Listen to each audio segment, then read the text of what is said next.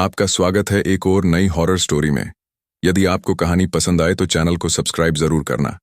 आपके सब्सक्राइब करने से हमें हिम्मत मिलती है और ऐसी ही हॉरर और रोमांचक कहानियों के लिए जुड़े रहिए। तो चलो कहानी शुरू करते हैं। एक छोटे से गांव में, जहां चांद की रोशनी भी डरावनी लगती थी, राधा नाम की एक नवविवाहित औरत रहती थी। आज करवा चौथ का दिन था, व्रत का वादा, पति की लंबी उम्र के लिए। लेकिन राधा को नहीं पता था कि ये रात उसकी जिंदगी बदल देगी। सुबह उगते ही राधा ने निर्जला व्रत शुरू कर दिया। लाल साड़ी पहनी, चूड़ियां सजाईं, कलाई पर मेहंदी लगाई। उसके पति अर्जुन शहर से लौटने वाले थे, लेकिन दिल में एक अजीब सी बेचैनी थी। गांव की बुजुर्ग महिलाएं इकट्ठी होकर करवा की कथा सुना रही थीं। कथा में वही पुरानी कहानी, करवा नाम की बहन जो अपने पति के लिए चांद निकलने का इंतजार नहीं कर पाई और गलती से सास की छाया को चांद समझ लिया। नतीजा, पति का साया टूट गया। लेकिन इस बार कथा सुनते हुए राधा को कुछ अलग लगा। एक बूढ़ी दादी ने आखिर में फुसफुसाते हुए कहा, बेटी, कभी कभी चांद नहीं बल्कि वो छाया आती है जो तुम्हारे पति को ले जाती है। सावधान रहना। राधा चौंक गई। दूर से हल्की हंसी की गूंज सुनाई दी, लेकिन कोई नहीं था। शाम ढलते ही राधा छत पर चली गई।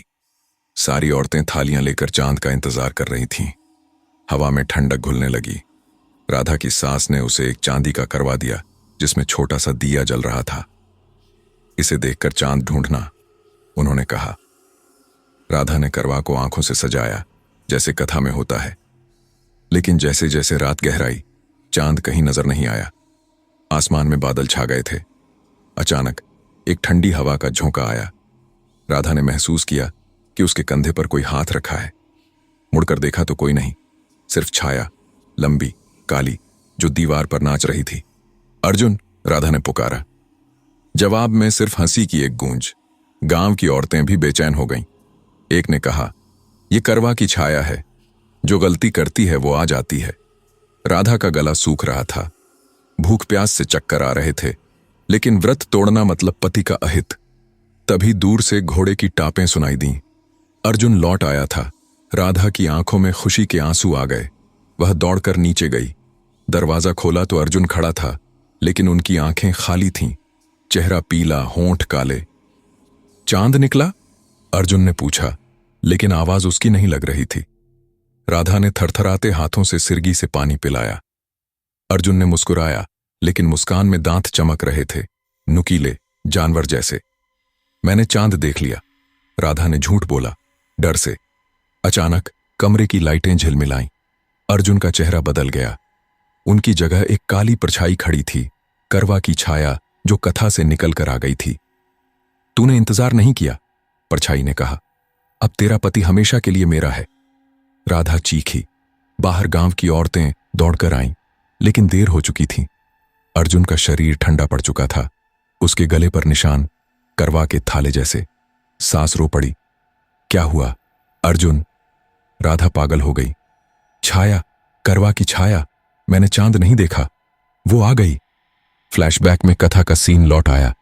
करवा थाला गिरता, शैडो उभरती, चीखें, हवा की सनसनाहट। देर हो चुकी थी। अर्जुन का साया टूट गया। राधा पागल हो गई। साल बीतते गए।